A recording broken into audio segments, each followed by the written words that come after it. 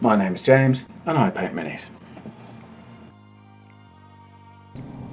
This is Spoon 37 Minis.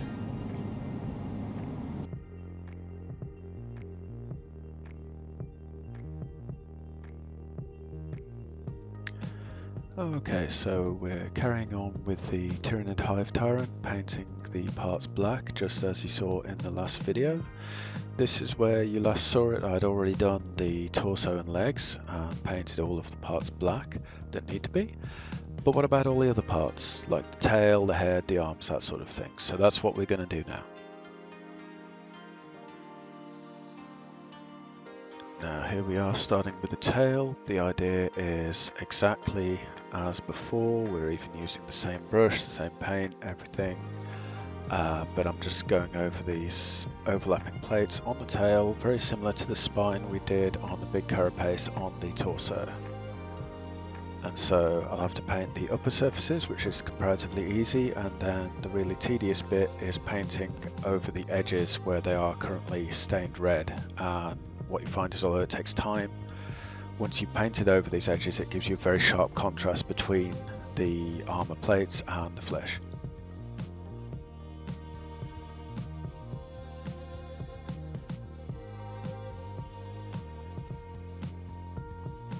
Now, as I'm doing this, one of the things that I've noticed is it's quite easy to miss the very tips where they overlap. So you'll find once I've gone along this with the brush, I actually go across just to catch those areas, because otherwise I can end up completely missing essentially the middle of the tail, which unfortunately would show up quite badly afterwards. So I just have to do this very lightly, make sure I get into all the nooks and crannies with the paint.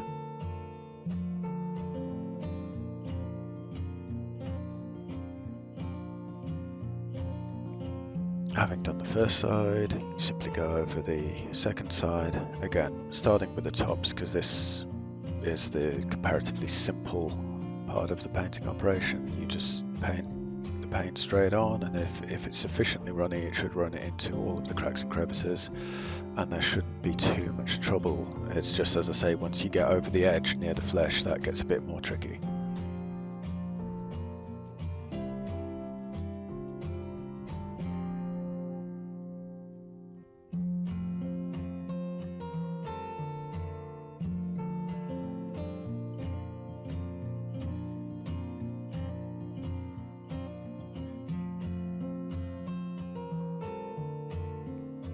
Unfortunately, due to the way I've mounted this on wire, this part of the tail is very close to where it's mounted, hence the strange angle I'm having to go in with the brush.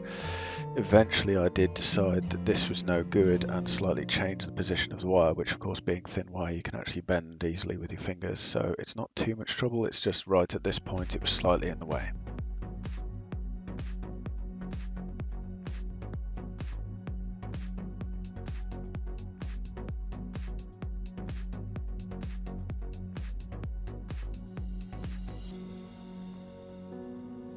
Now, although it will largely be hidden from view, this lower part of the tail tip does still need to be covered completely in black, because it will match the top section, and should anyone manage to see it, it needs to be properly coated black, because although it will be highlighted with blue later, the base colour is still black.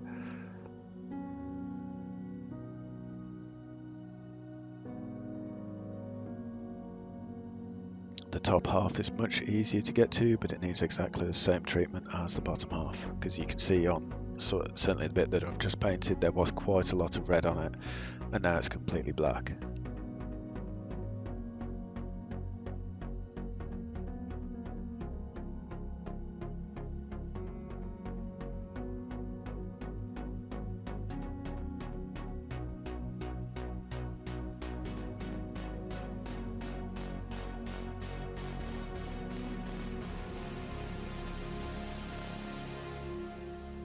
Having done the top and bottom sections of the tail tip, it actually has pincers as well, and the trick here is to paint the pincer but not the fleshy portion, just on the inside of it, which is why there's quite so much overspill on these sections.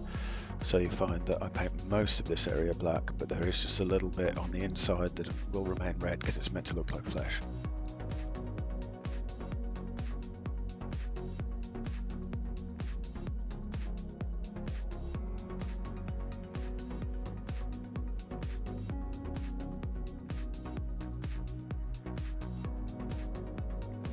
Bear with me whilst I figure out which angle to actually paint this from so I can show it to the camera.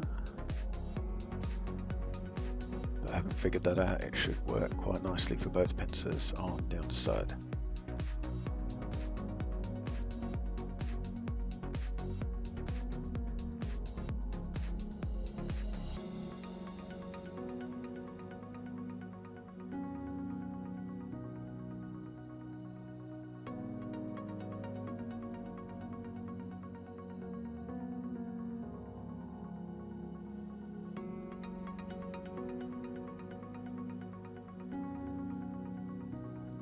That should just leave these two slightly weird teeth at the end of the tail tip, which, as this creature is all claws and teeth, I suppose doesn't make it that odd. It's just they are in kind of an odd place to paint.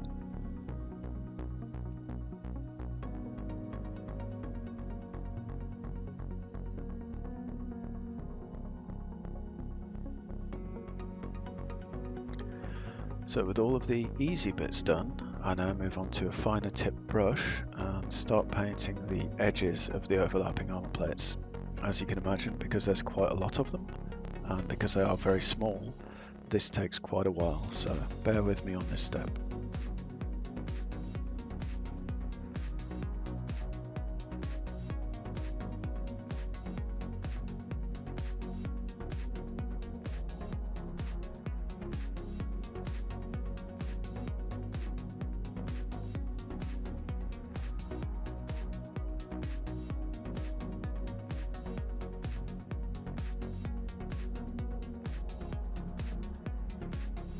If you are wondering, this is a 00 brush from a completely different manufacturer. There's several types like this that you can find on the web with the chunky triangular handles. The main point here is this produces a fine tip for fine work.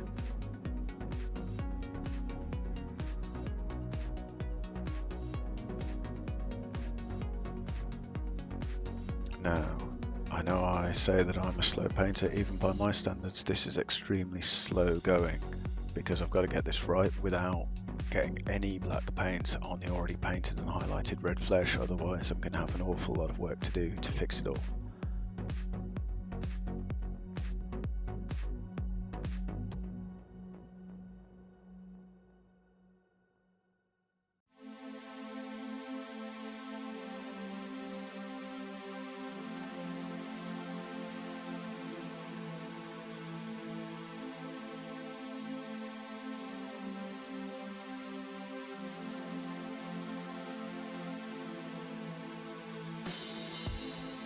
Okay, so having done the first side completely, we need to do the second side. I'm just figuring out how to show it to the camera,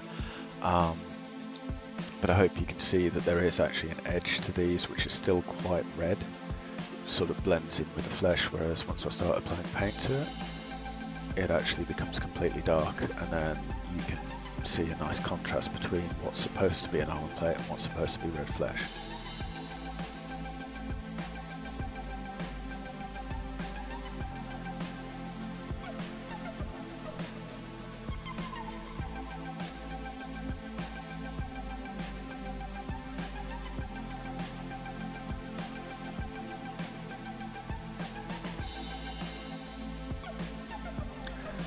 Unfortunately, due to the intricate nature of this, I'm having to tilt it slightly away from the camera, this mainly so I can see what I'm doing. I was worried that if I didn't do this, I'd actually make a mistake. As I've said before, that would lead to a lot of extra fix-it work, so can't really afford mistakes at this stage.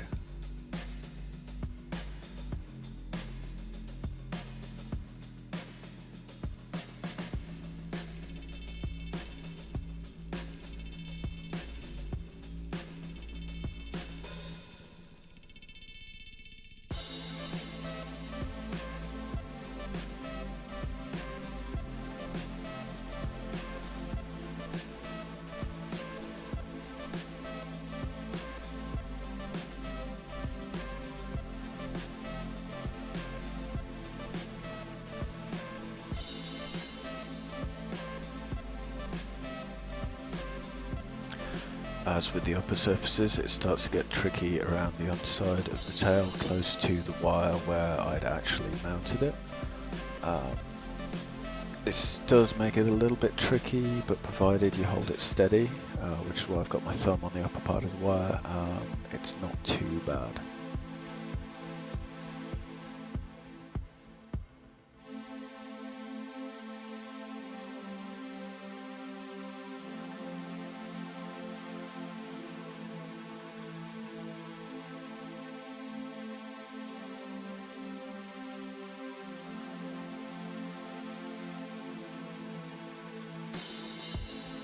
Now, having got past the wire, of course, I can paint it from a completely different angle, which I'm hoping you can see a little better, heading up towards the tail tip.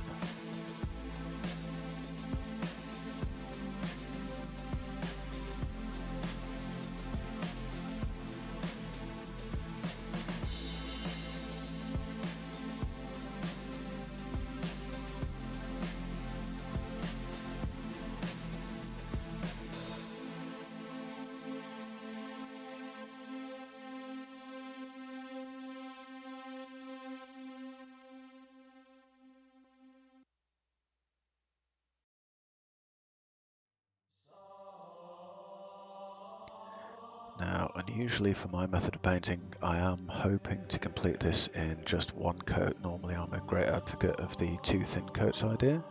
So what you find here is I'm going over any edges, including on the tail tip, just to make sure that they are completely coated all over where they need to be, whereas when I do two coats, it's less important to get it perfect in the first coat because you're actually going to go over it later. This time I'm not planning to go over it unless there's actually a problem.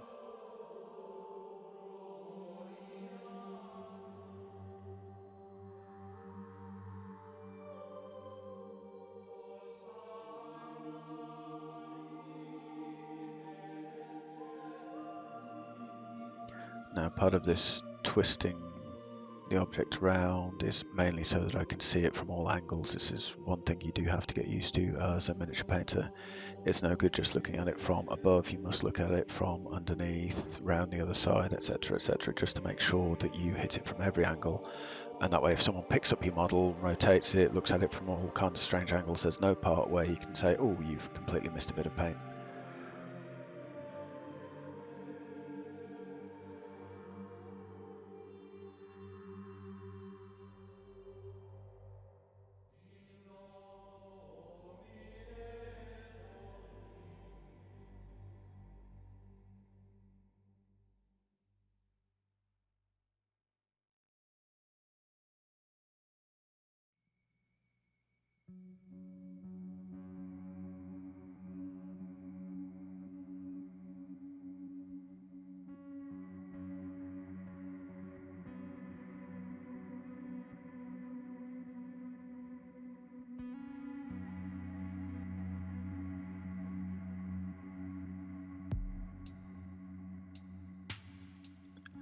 Now, in some cases, such as on the pincers, I'm painting close to the edge where it needs to meet the red flesh, and some other cases I'm simply going over areas that were missed by using the previous brush. So in that sense it is like doing a second coat, but I think of this more as error correction. If I've missed a bit, it's an error, and so this is just correcting all of that.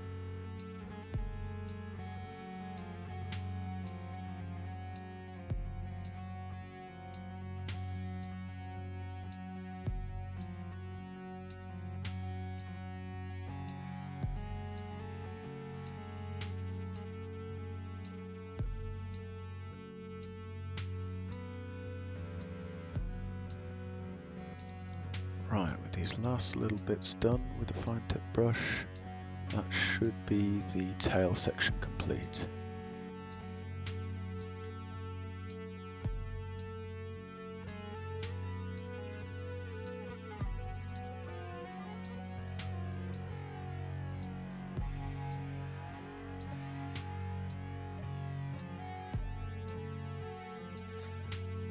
so we can move on to the head section. Now, of course, this is much smaller in the sense that it doesn't have as many armor plates, but it is also the focal point of the model. Everyone naturally looks towards the face of the model, so it's important to get this step right.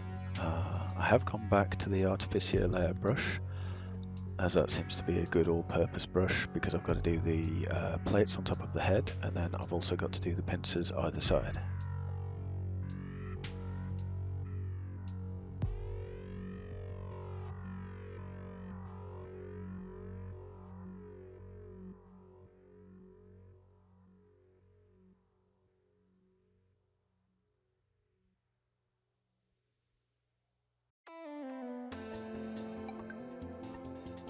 Now, just as before with the tail, I'll go over this with this brush, and then I'll follow it up with a finer brush just to do the close edges, just to make sure I have that extra bit of precision for this stage, because then I'll have a slightly smaller brush with a slightly finer tip, just to make sure that I can get into the tiniest areas without any overspill.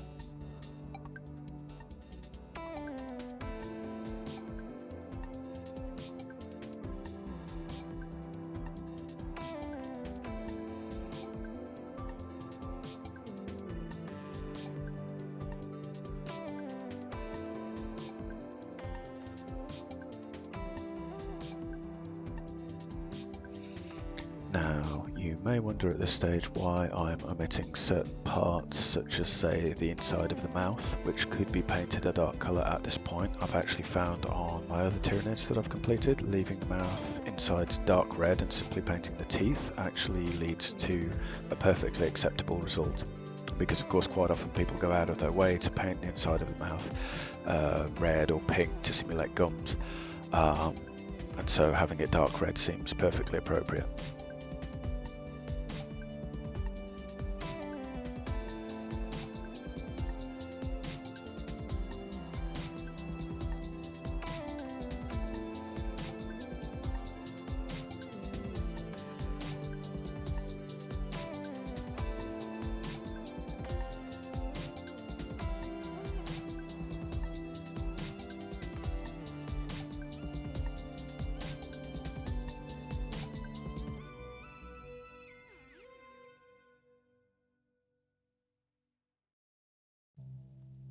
Right, so having done that with a ever so slightly larger brush, we're now using the 00 brush as before, just to go over the edges of the armor plates, and we may also do the bit close to the fleshy part for the pincers as well, just to make sure that it goes right up to the edge and no more.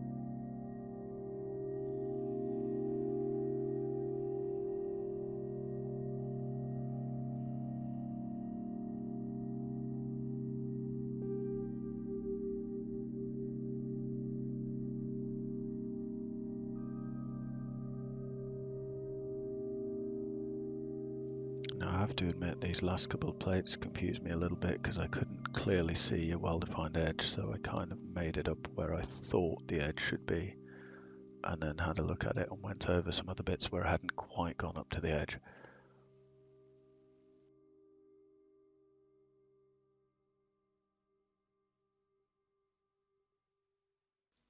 Now, having decided that the head carapace is done, I have to go over and do the edges of the pincers. Some are actually okay, some actually need a little bit of work.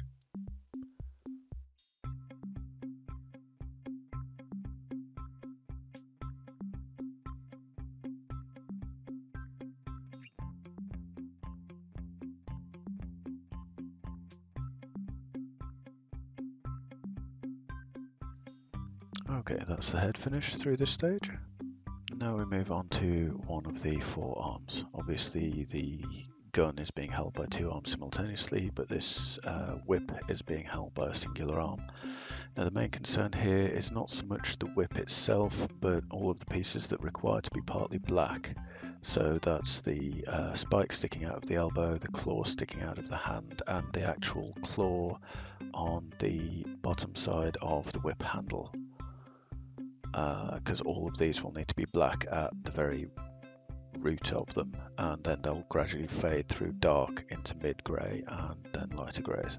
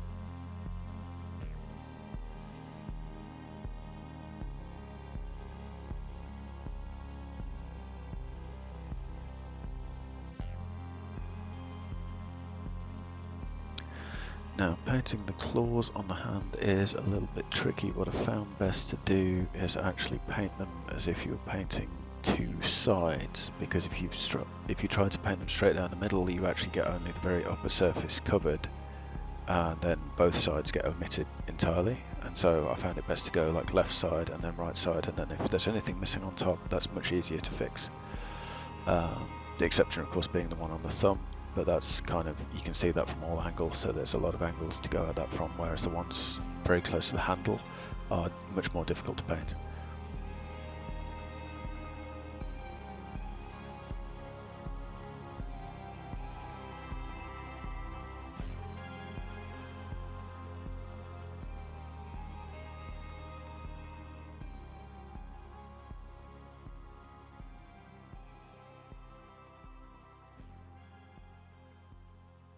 Moving swiftly on, we have the sword arm. This is kind of in 2 halves because we have this large shoulder carapace to paint, which is fairly straightforward. And then, much like the previous arm, we've got the claws on the hand and then the spike sticking out of the bottom of the sword. Now, you may wonder about why don't you paint the weapons as well? The simple reason is 2 things. I'm not actually sure what colour to paint the bone swords. They could be black and grey, but I could also paint them in more traditional bone colours. The other thing is all of the bioweapons that I've painted so far on the Tyranids have been essentially grey, with highlights either leading to a kind of flesh-like colour or a kind of light yellow fading into green. And so none of this particularly needs the work to be painted black first, so for the time being I'm just leaving them off, and if I need to paint them black later I can always come back to it.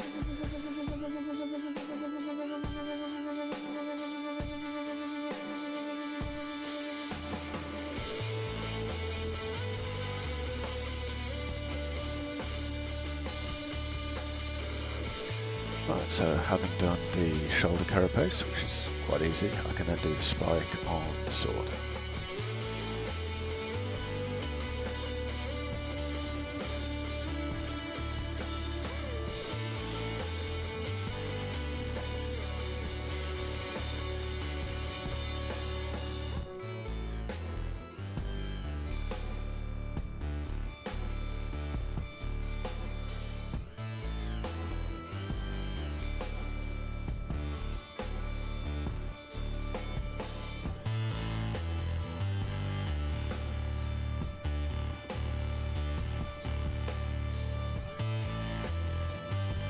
Same idea with the claws.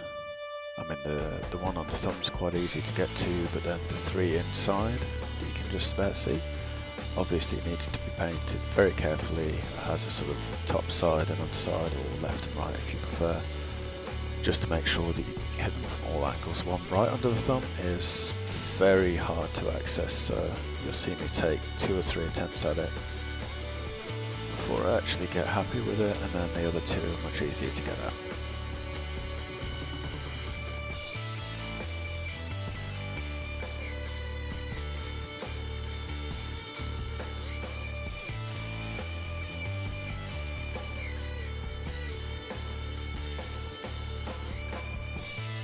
Now you can see here just how big the claw is from the underside, so that's quite important to get from both top and bottom.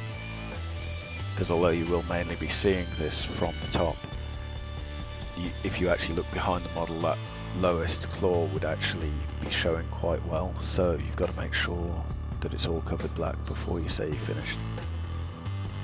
And now moving on to the final 2 arms. Admittedly, we're not really doing anything to the gun itself, but we must do the shoulder carapace, the spikes and the claws, just to be sure that we've got everything coated black before moving on to other colours.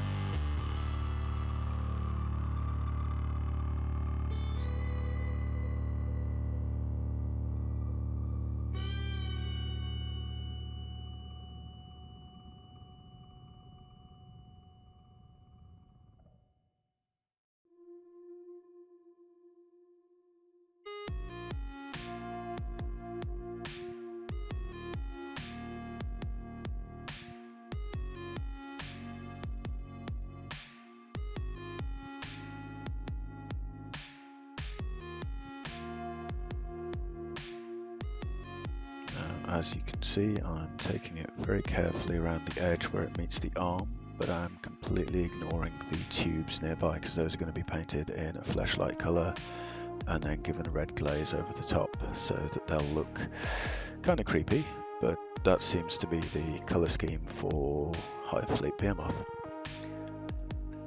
Once that's done, we can move on. I usually do the upper arm entirely, but today I've decided that I shall do both arms simultaneously. Not that it makes that much difference, it's just normally doing them the same way every time helps me to remember what I've done and what I haven't done.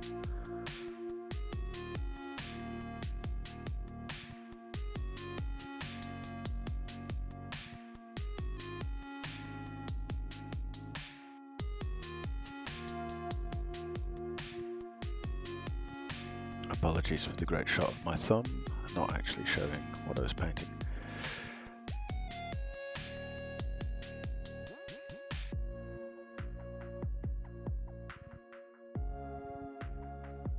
Now, of course, moving on to the claws on the hand. In one sense, that's quite easy because they're kind of out there on their own. In another sense, because they're tightly wrapped around the handles on the gun, the claws are actually heading away from you as you try to get the paintbrush in. So you do have to take your time and be careful to get the paintbrush way in there, but without touching the red flesh. And I believe on this hand I actually make a small mistake, so I've added some footage later showing you a bit of error correction for if you painted over a red bit, what do you do to correct it. It is only a brief bit of footage though, so I'm mentioning it now before it's that actual footage, because there won't actually be very much to voice over later.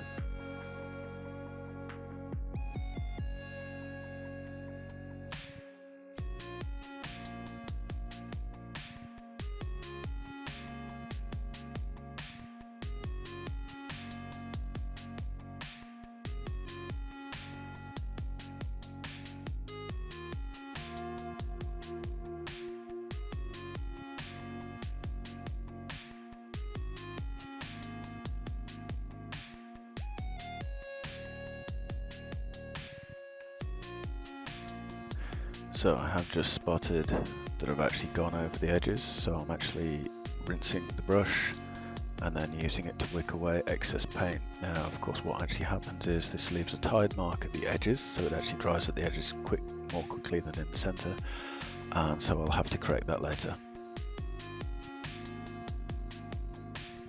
After that, I can get paint back on the brush and we can get straight back into painting the claws on the lower of the 2 hands.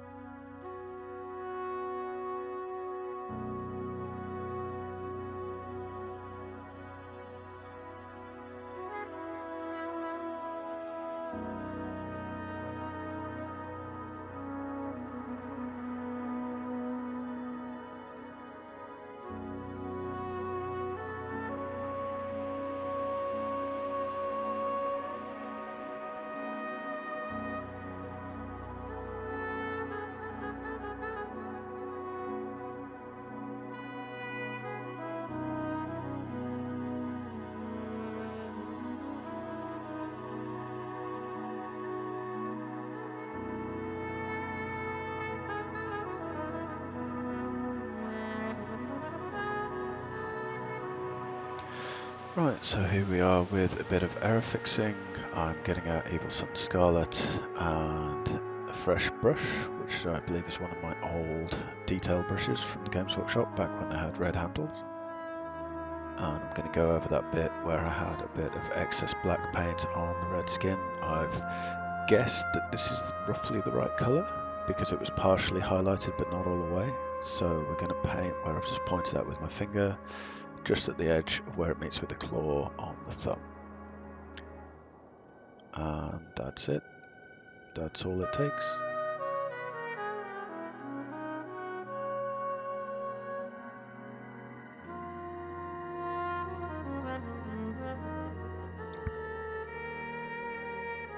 Okay, so I didn't actually take a collective shot of all the pieces together having been painted black, so you'll have to make do with individual stills. So here's the tail. As you can see, far more contrast than it had when we started. And moving on to the head, which is much more sharply defined as before. This was a little bit harder to see on video, but it is now very, very well defined with the nice black edges all over the carapace and the pincers. Same with the whip arm. The spikes and claws are all very sharply defined. And that just leaves the sword arm, carapace, claws and spike, and of course the gun arm, carapace, claws and spikes. Albeit, as you just saw, with a little error correction on the thumb.